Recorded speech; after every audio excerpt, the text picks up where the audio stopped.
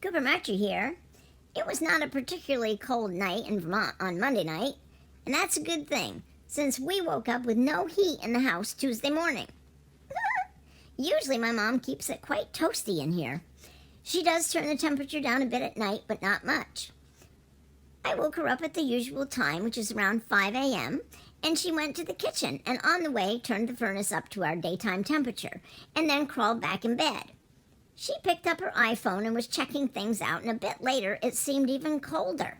Imagine her surprise when she got back up, went to the radiators, and they were stone cold. She was not a happy camper.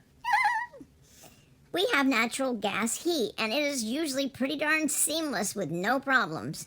But anyway, no heat. That is not a good situation. I was sensing something was wrong. I wasn't cold because, if you remember, I wear a long, very furry coat, which seems to be getting furrier by the day. Mom was a bit uncomfortable, though. Anyway, she called for service, and several hours later, a man appeared at our door. He came in all masked up and being safe and proceeded to our basement. Our furnace has its own little room in the basement, and I do like to go in there sometimes.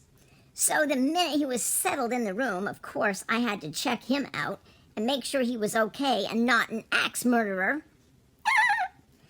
You cannot be too careful, you know. He seemed okay at first glance, and he even talked to me, so I got a feeling he didn't hate felines, and that is one giant good sign if you ask me. After talking with him a bit, I thought it was safe, so I proceeded back up the stairs and perched myself on top of the big recliner where I had a direct line of sight to the basement door.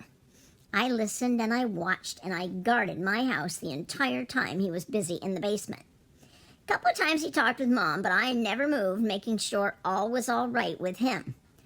He figured out the problem and he talked with my mom, and then he left. I watched the basement door for a while after he was gone, just to make sure he really had exited the building. You cannot be too careful these days, and it is my job now to guard the house since we don't have a dog anymore. I watch everyone that comes into our house, but I'm especially cautious about men. I have to protect my mom.